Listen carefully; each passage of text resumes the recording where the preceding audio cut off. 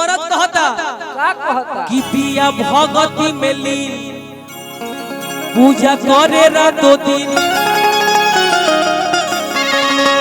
अरे की भंगिया धतूरा सिर फल फारे ले। हाय लइका कहता ई लइका बा हाय लइकिया बिया एने हमनी के दोनों आदमी अंतिम भाव बड़ी सुघर लागत है कि बिया भगती में लीन पूजा करे रातों दिन। कि भंगिया धतूरा सिर फल फारे ले। भंगिया धतूरा सिर फल फारे ले। बिरहिया अरे की पगली हमरे खातिर शिवजी पजल खाले ले। हमरे खातिर शिवजी पजल खाले ले। हमरे खातिर शिवजी पजल खाले ले। बिया भगती में लीन पूजा करे रातों दिन।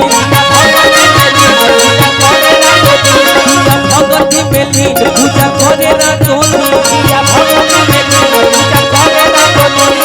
भंगिया धतूरा सिर फल फारे ले। भंगिया धतूरा सिर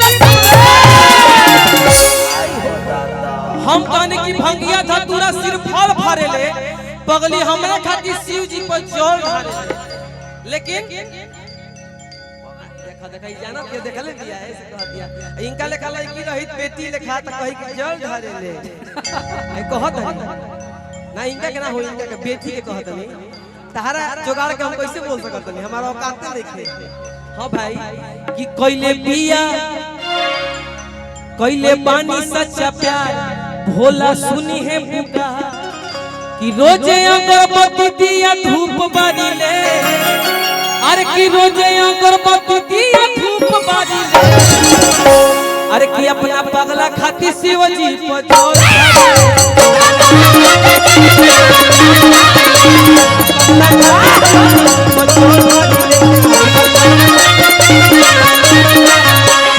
लग चढ़ाई है भोला हल्ला दवाई लग चढ़ाई है भोला हल्ला दवाई असो भोला जतिया करवाई असो कहल भोला दवाई।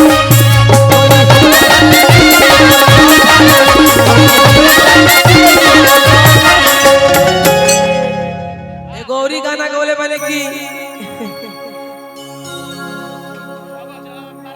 मछरी वाले को गाना आई बाबा ओ सावन में लोग आई त करियठा वाला मुआ है भाई। कि जैसे पार्वती कोइली शंकर जी ला तो हम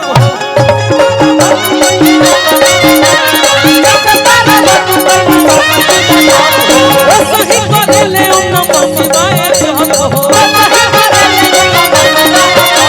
अरे की माथावा चंदन के टीका मारे ले। अरे की माथावा चंदन के टीका मारे ले। कि सैया 3 गो टीका मार के भजेला महाकाल के। सैया 3 गो टीका मार के भजेला महाकाल के। अरे की पगली हमरे खातिर शिवजी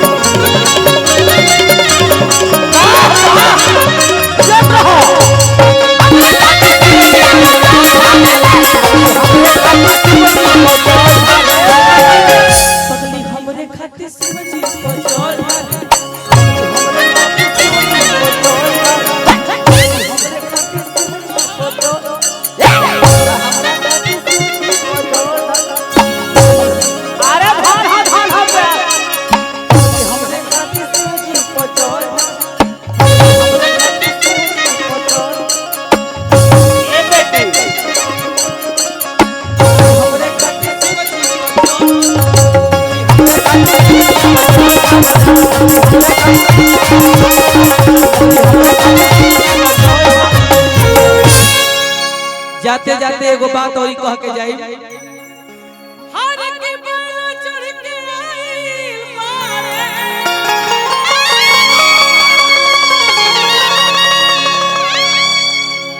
टेंगारी चाचा में तहार जरूरत पड़ी। देखिए भोजपुरी भाव है इसलिए बोल रहे हैं।